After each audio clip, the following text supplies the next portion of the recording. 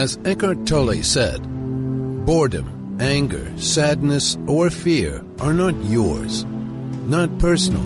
They are conditions of the human mind. They come and go. Nothing that comes and goes is you. Join Sue Jackson every Tuesday at 10 a.m. for Finding Human, a look at the wonder that is the human mind, right here on 101.9 Chai FM. Hello, this is Sue Jackson on Finding Human, and my guest today via Skype is Andre Le Grange. I'm not sure, Andre, if you pronounce it Le Grange. Our topic is one man's search for meaning. Are you on the line, Andre? I am, thank you. Welcome, it's so good to have you. I have just walked up a few flights of stairs because we've got no electricity. Nelson Mandela said that he dreams of an Africa at peace with itself. Well, I must admit, right now I'm dreaming of a South Africa with electricity. How are you doing down there in Port Elizabeth? You know, we're all suffering in the same way. I spoke to someone the other day about this, and I said to him, you know, we are so fortunate. We on the hospital grid. We live very close to one of the big hospitals in Port Elizabeth, and we never have load shedding. He said to me, I don't want to talk to you anymore. Well, I must admit, as I was trudging up the stairs, I thought, thank goodness I got here a bit early so I could catch my breath before connecting with you. Andre, before we go on, I would just like to mention the victims of the Christchurch massacre in the mosques in New Zealand, and also the Netherlands, that attack. It's too terrible what's happening with terror. And I would just like to say, because I have a voice on the radio, just to say that really I do send them our deepest sympathy. And, Nelson Mandela said, no one is born hating another person because of the color of their skin, his background, or his religion. People learn to hate. And if they can learn to hate, they can be taught to love. For love comes more naturally to the human heart than its opposite, hate. What do you think about that quote? Absolutely true. Life is about choices, and you choose to hate as you choose to love. And it's so sad, and I absolutely agree with the quote, and I agree with you. And we sympathize with these victims. It's so sad that so individuals choose to have their own personal war today. You're so right. I mean, they say he was a lone wolf, the one. And as you said, it is a personal war, but it does come from a place of learning hate also. Andre, now, I would like to know, Andre is on our show because last week Rabbi Ron Hendler mentioned Andre and said that he was a convert to Judaism and that he lives in PE. And so I have got him on the line. He very kindly said he would come on our program. And I want to find out, I've got a few questions for him, and some questions have come through as well. Andre, just tell me, what is your Hebrew name now? Gidon Yirmiyahu ben Avraham. And people often ask, do they choose your names for you, or do you have the choice to choose your own names? We can choose our own names. They guide us and they assist us in the process. But why did you choose Gidon? The figure in the Bible always impressed me. He seemed, when you read his story in the book of Judges, he seems like a person who was at that stage when the angel of God met with him as a fearful person. He was hiding, and he was working with his grain harvest in the wine press because he feared the enemy, that the enemy would rob him of his harvest. And it was at that stage when the angel appeared to him and called him a brave hero. And that just boggled my mind. Have always boggled my mind. And it just motivates me, and I think everyone, to know that who we are and who we can be are not always the same thing. That's so true. When Hashem looks at us, He looks at us differently, and He sees the potential in what we can become. And Gideon was a man who learned to rely on Hashem. He never fought the wars. Hashem fought the wars for him. He just had to trust Hashem. Well, do you like to be called Gideon or Andre now? Me and my wife, when we came out of the mikveh, and we were born anew as Jewish people, we both decided that we would love to be called on our Hebrew names. My wife's new name is Ruth. Ruth, the mother of all converts. Wonderful. Yeah, I listened to your program last week, and we were talking about her. Ruth, and what Ruth had said to Naomi about following her. Now, just tell me a bit about your background, Andre. What religion were you as a child? Well, obviously Christian. You know, I was almost born in the church. My parents, I adopted the religion that my parents were part of. We were part of a big denominational Pentecostal church, and I grew up in that church. I really grew up in the church. You know, those days, I can still remember my parents used to go to the midweek service on Wednesdays and the youth service on Friday or Saturdays, I can't remember. And there was Sunday school on Sunday mornings, and we had to stay for the morning service and then again an evening service. And I still have vague images of my infant's years when my mother used to bribe me with Mari biscuits.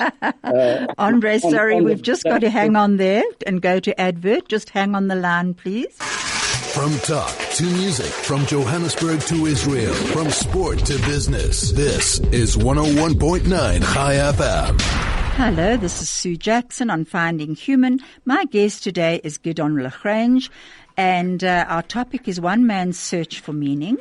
And Gideon is telling us about his early childhood when he was a member of the Pentecostal church, and also then we'll go on to discussing his gradual searching and his conversion to Judaism. Right, Gideon. So tell me, so you were bribed to go there by Mari biscuits. I must admit I was also bribed as a child to go to Sunday school.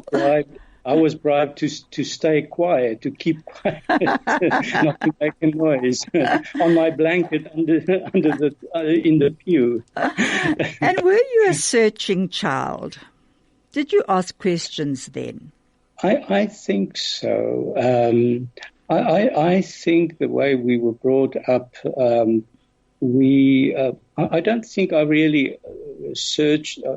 Really asked the questions. I think it came to me before I even could ask. But what I can remember, if I have to be honest, that I was always aware of the fact that our lives need to be in order. Even as a young child, I always questioned myself. Wanting to know whether I was in the right standing with God. Gosh, is that so? That's quite amazing. So religion was actually meaningful in your life. Well, that relationship with God was a meaningful relationship to you. Was it a fear-driven relationship? I think that played a role, as a child. But I think later on, I had, I could call it an experience when I was 13 years old, yes. where I really took a meaningful decision to dedicate my life in a meaningful way to God, and from then on, it was different. There was a time during my youth days when it faded again. Those that used to go to the army, and after that, I did sort of move away from the church, but I didn't really move away. And then I was never really reckless in life. Okay, so you always had that tendency towards responsibility. Yeah, sure. Yeah. And I believe you were a pastor, is that right, in your church? Were you a pastor? That came at a later stage of my life. I worked for a big trading company, a large trading company, and I was part of that company for 15 years. Gosh. Was the time of my life where I wanted to climb the ladder, work very hard, wanted to be successful, and then just at a certain stage, I started realizing that there was a deeper purpose in my life. So success to you was not just the money and the power that came with your job. You were looking for something deeper, were you? I think so, yes. I can remember, I always used to go we always used to go on holiday in December. And that's the time when during the year you're so busy moving in the fast lane.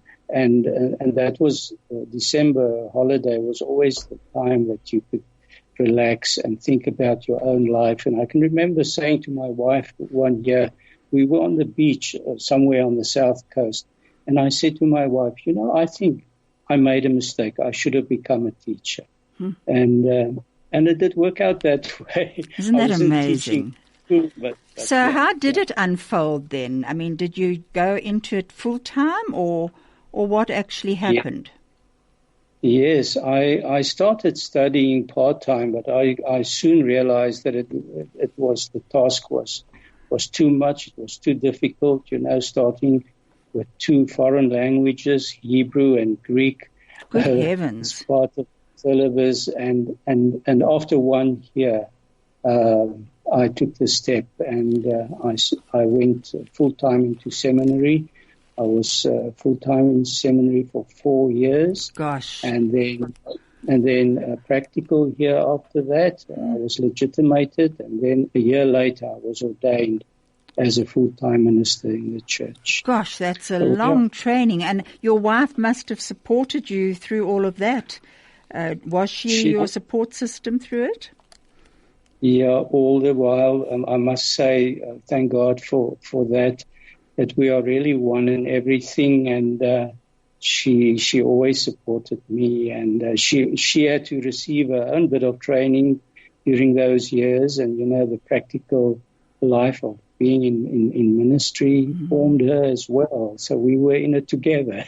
Gosh, I'm sure you must have with the community. They need the pastor, the minister, and his wife to be involved. I mean, definitely with the rabbis and the Rebbitzins, that's how it works. Yeah, it's the same.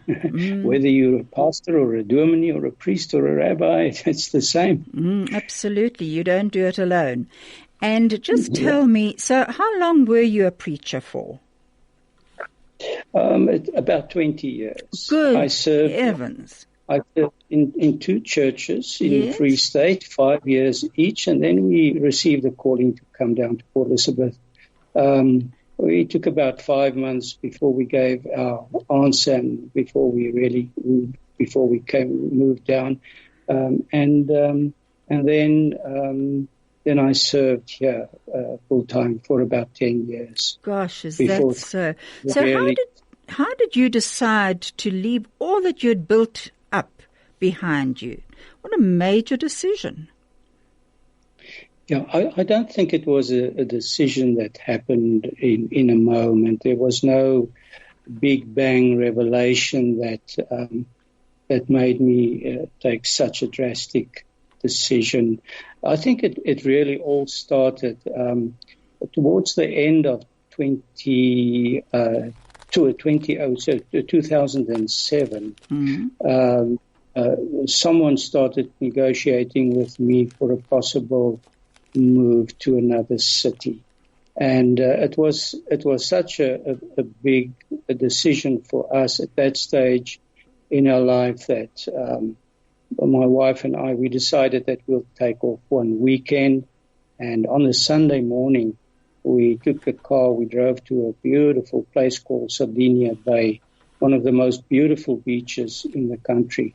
And from there, we walked in a direction where we walked for a long way till we could see no more people. And we just stayed there for about an hour. We went to pray. We always, that was... So you turned to God. For guidance when we have to take in everything, but especially in major decisions. And I'll never forget that morning. We came to a spot, and as we arrived there, this thought came to mind that this is most probably a prayer for the final phase of my life, final phase of ministry. And I said a short prayer that morning. That's how we started our time there on the beach. I said to Hashem that I would like to spend the rest of my life in a way that will suit Him. And if He would guide me in a way that I won't make mistakes. Gideon, just hang on. Sorry, we're going to get back to that. We're just breaking for an advert. The best part of your day. At the heart of your community. All the talk. All the music. All the news. Chai FM. Hello, this is Sue Jackson on Finding Human. My guest today is Gideon Le Grange from PE, and our topic is One Man's Search for Meaning. You can SMS us on 34519, or you could WhatsApp us on 061 895 1019. Now, Gideon, to go back to you sitting on the beach and you were asking for guidance from Hashem. What were the answers that you got? We were, at that stage, we were busy building onto our home. It was a difficult thing. I wasn't sure what to do. I had many questions. Should we complete the house and sell it or not sell it? And I always say sometimes you get a thought in your mind, that thought will not leave you, and you feel that you can't leave that thought. That's what I call a divine thought. And completely against the flow of what we were there for that morning, the thought that came into my mind was, you need to be cleansed. You need to be washed. And I must be honest, I didn't understand what that meant. I shared it with my wife, and we started confessing to one another and to God anything that we could think of that could possibly be a hindrance in our lives. And even the things that we didn't know about, we confessed. But as from that day on, and up to now, and it's still continuing, in Judaism, that is why we have Yom Kippur every year. We need to stay clean. We need to be washed all the time. And I didn't realize then what it really meant. But as time went on, I discovered. And we didn't go home that morning with an answer of whether we should leave Port Elizabeth or whether we should stay. We just had so much peace and assurance that God was with us and that He would guide us on the way forward. And miraculously, nothing happened about the new call to the new city. And at the end of that year, this happened in September 2007. And towards the end of that year, I took my leave in late December. And I'll never forget, we were sitting watching TV on the 31st, late night show. It was a concert. And I said to my wife, all of a sudden, there's a new year waiting for us. And I just feel that it's going to be different. It's going to be new. What I should maybe share is that day when we left the beach, we went home. And, as a well-trained in theology, I knew how to open up scriptures and how to deal with the Bible. And I would never have, in my life before, would just open the Bible and read something and take it for myself. But it happened to me that day. I was like a sponge. And when I got home, I went to my study to read. And I opened the Bible in the book of Isaiah. And I actually wrote it down to share. It says, I think it's around about verse 18 or 19, do not recall former occurrences, and do not contemplate earlier events. For behold, I'm bringing forth a new miracle. Now it will sprout out. You will surely know it. I will make a road in the desert and a river in the wilderness. We just accepted that for ourselves.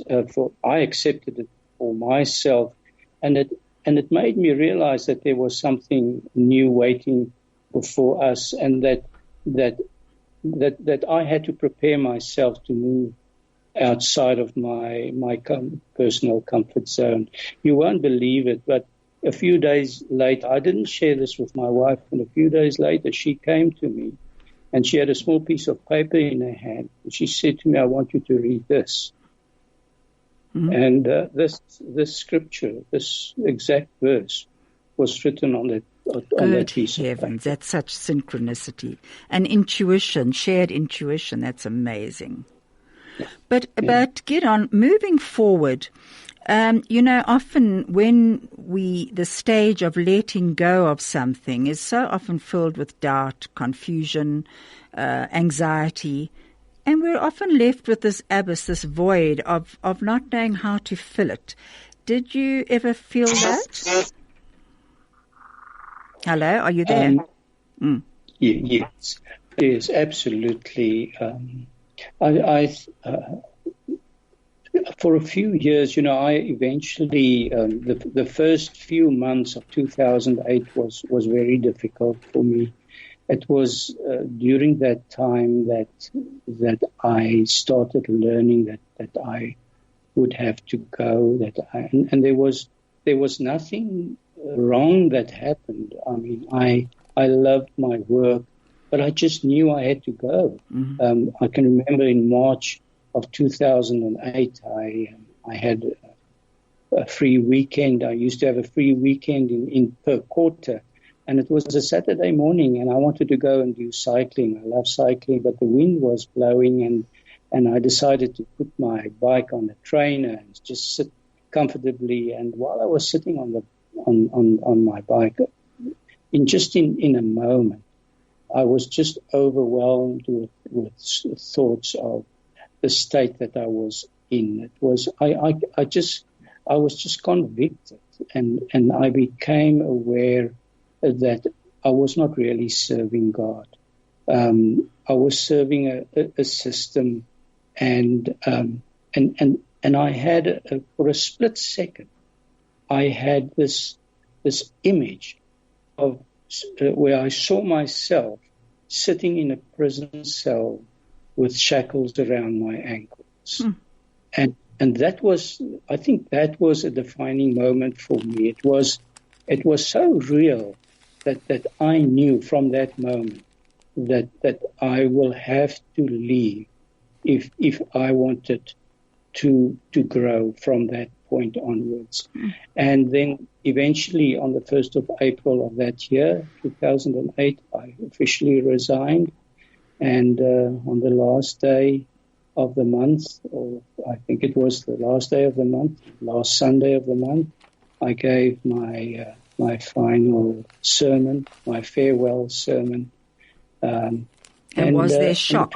Was it greeted with shock and disbelief, or how were your congregation? So that the church where I was serving at that stage was a large church. We were more than one pastor, and not so much of my personal life was in the open, in public, but people did come afterwards and wanted to know more of what was happening to me, and I think it was mainly after that time, from the 1st of May, where I'll never forget that Monday morning. I got up and did the same things I used to do on a Monday morning, but I realized I took my son to school. My youngest was still at school, and my wife went off to work, to her office, and I realized that where was I? And I came back home, and I walked into the house to the lounge, and I just threw my hands up. I didn't have an office anymore to go to. And I threw my hands up and I said, God, what now? And also on that day, I received something in my heart, that still inner voice that really got me going in a particular direction. It was at the moment when I asked the question that it's as if I can repeat word for word the words that the blueprint for man can be found was given to Moses. God gave it to Moses, and he never changed that blueprint. And that made me, that statement for a Christian pastor was not balancing with the belief system of my own belief system of that time, and to have the Torah as the blueprint.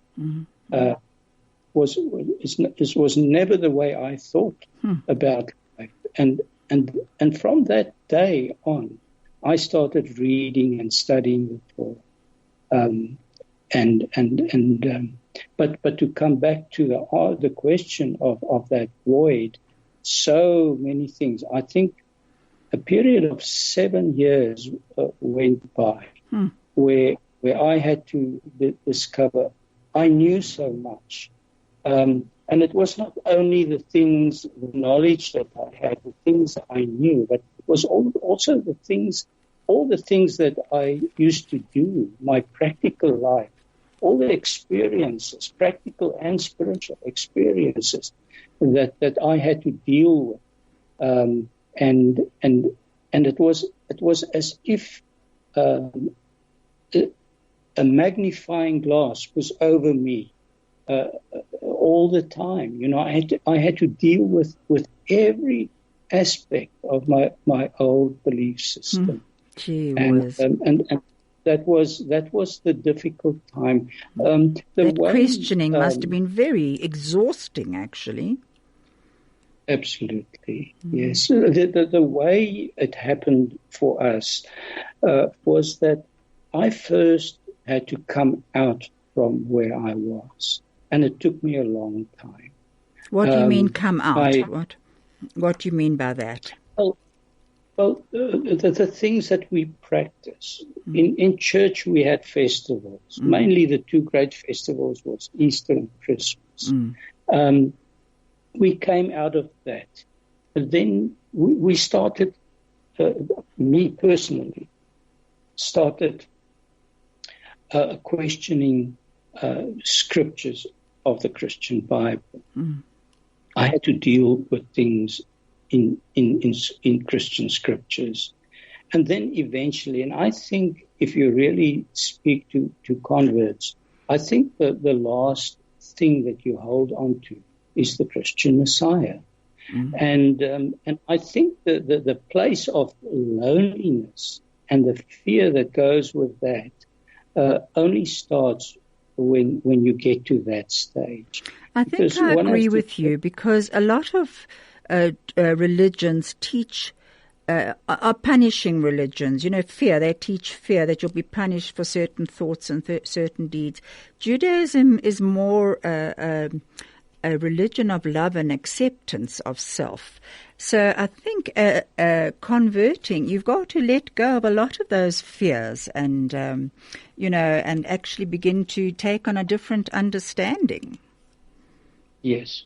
What people don't realize is that Christians have a covenant, and you have to break loose of that covenant. And the moment you do that, that is when you're in that void. Mm. And after I have come out, I realized, and I think I was in no man's land for a long time. I was actively busy coming out, but then at least for a year or two, I was just nowhere in that place of in that void, and then we were in Cape Town, and we had a friend. She passed on about 2 years ago. We always used to visit a Jewish lady. They used to be our neighbors at one stage, and they always used to invite us on Friday nights for the Shabbos meal. Mm. And they became like a father and mother to us. And we visited her, and she said to us, we booked for lunch at my daughter's in Sea Point, and we all went there. And when we were having lunch, we were talking, and she was asking a lot of questions. A very wise lady. She Is this the daughter you're talking about? Is this the daughter? Mm-hmm. Yeah. And she, at one stage, she asked me. She said, "But what are you now?" Huh. And it was such a difficult question. I couldn't tell her what I was. Gee. And I was, and then that made me realize that I was doing a balancing act, and she just helped me. She gave me that final push. My final sermon, the day when I left the church, there was a art student in the church, and I called her and I said to her, I want to preach about finding a new life, and I'm going to preach to myself, to no one else. And I asked her if she would be able to draw a painting while I was preaching, and she said, yes, sure.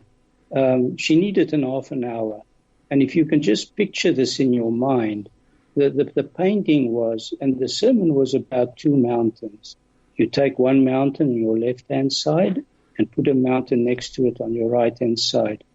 And the sermon was about a person climbing this mountain on the left, climbing it, and while that person is climbing the mountain, he can't see that other mountain until you get to the top. Mm.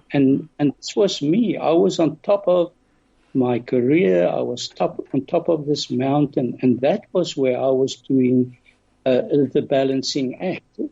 But because I could see the other mountain, and I knew that I was on the wrong mountain. And you had to go into that valley to get to the top of the other. Mm.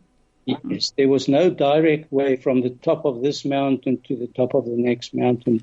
I needed to get down and down and through, like you say, the valley, which reminded me of that scripture in Isaiah that I will make a road in the desert and a river in the wilderness, and that was that took a few. It took a few years. I'm sure. Now, Gideon, I see. I'm just looking up at the time. Craig, who's sitting next to me, was just showing me the time. So I just need to move on a little bit now. So when you got back to PE after that meeting with that woman in Sea Point, did you make contact with the Hebrew congregation there?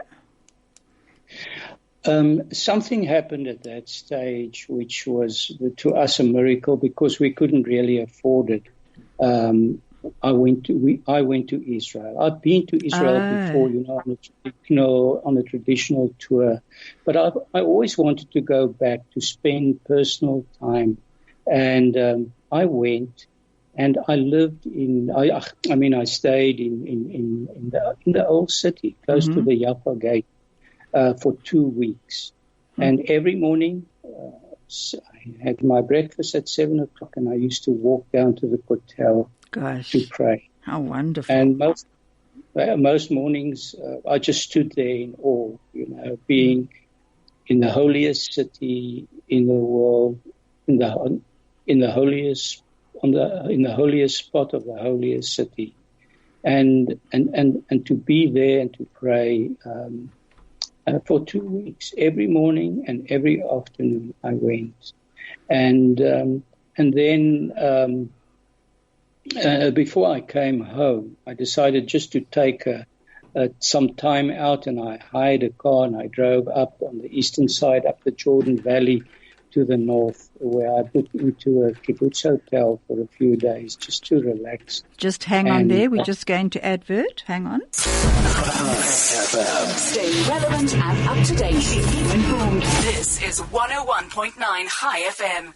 Hello, this is Sue Jackson, and my guest today is Andre Le Grange from PE, and we are talking about his search towards Judaism. I just wanted to quote a quote by Rabbi Lord Jonathan Sacks, who said, "Our common humanity precedes our religious differences." And Gideon, you mentioned being at the Kotel, and that's one of the things that always strikes me every time I'm at the Kotel in Jerusalem, how wonderfully mixed it is. There are people from all different religions there in all countries, and there's just a wonderful feeling of peace there. Did you find that as well? Absolutely, and I'll never forget, I was standing on the first day I was there. An old gentleman with a long beard, very modestly dressed, came to me.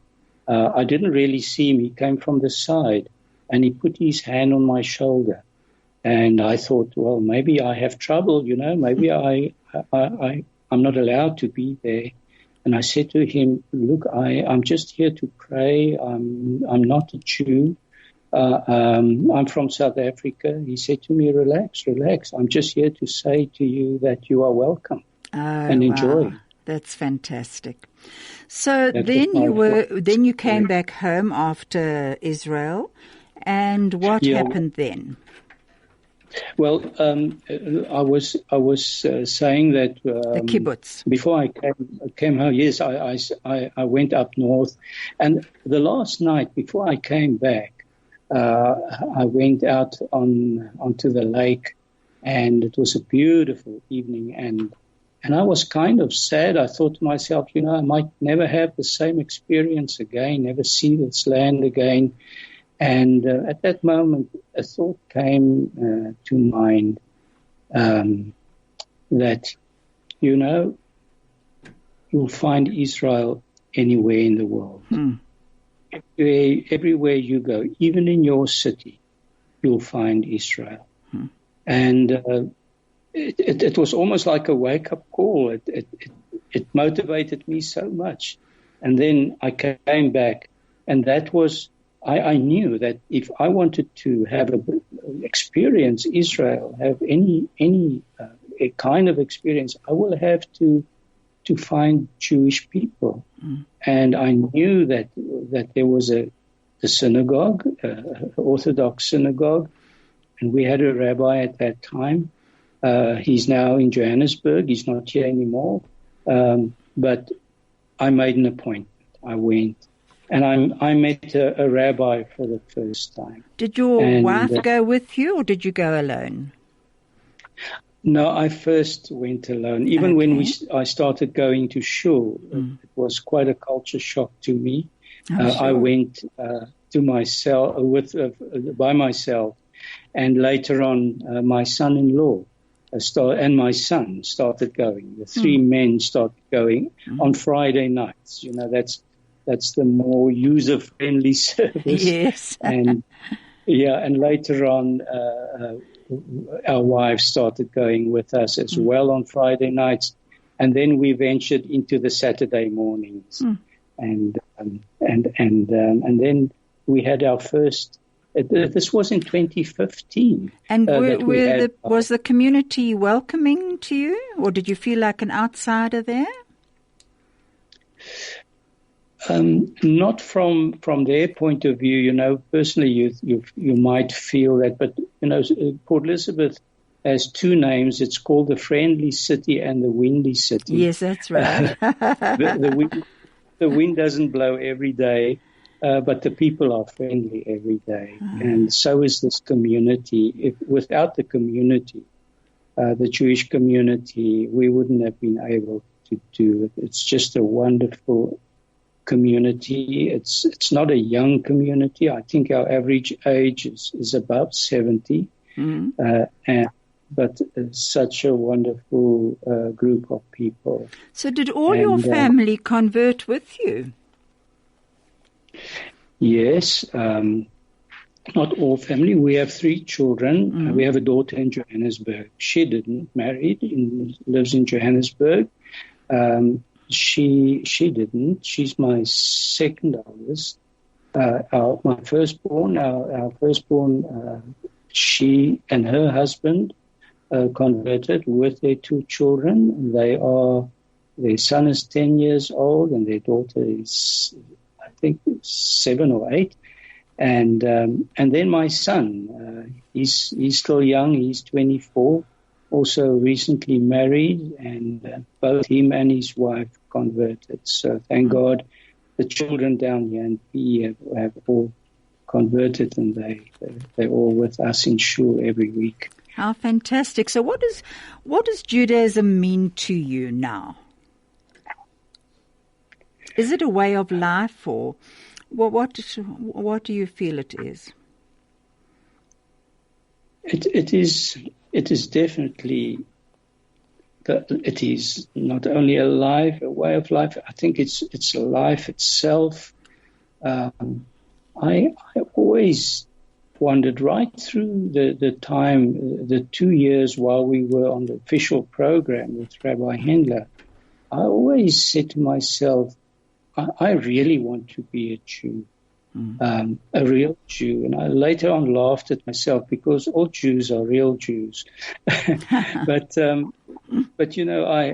thought to myself, we did so much. You do so much learning, and you change and you grow through your learning. And you question. That's one thing about Judaism, you question.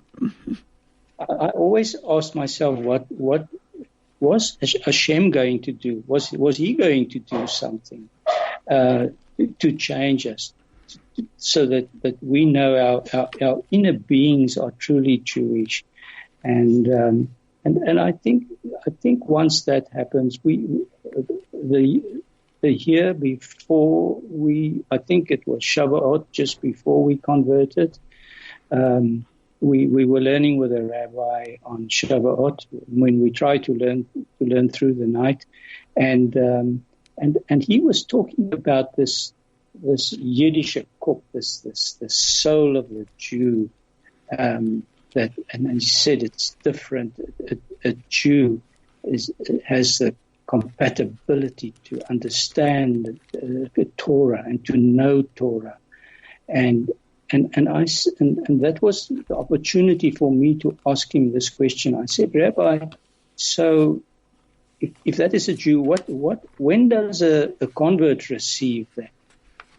And he said to me, that happens in the mikveh.